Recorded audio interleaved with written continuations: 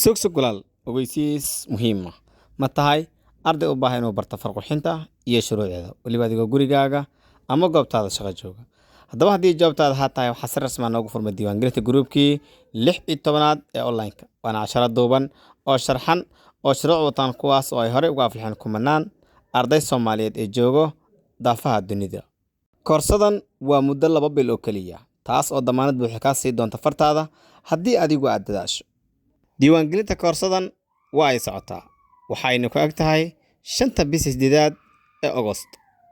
Sidoo kale koorsada waxaynu ku qaadan doonaa by WhatsApp group taas oo ay ku diyaarsan yihiin macallimiin ku takhasusay hawsha farqixinta oo ka sixi doona cashar walba oo soo dhigtay groupkan saacad kasta. Haddaba si aad isaga diiwaangeliso koorsadan waxa aad la xiriiri kartaa lambarkan kaaga muuqda shaashada WhatsApp ama calltii adiga ku fududba. Sidoo kale haddii aad u baahan tahay farqixinta aad ku barato si offline ah waxa aad booqataa xarumaheena Muqdisho gaar ahaan isgoyska baar waxa degmada Halwadaag iyo sidoo kale isgoyska Taleex gaar ahaan ka soo horjeedka iskuulka Al-Cimra ama maqaayada cadaan dhabarkeeda daba.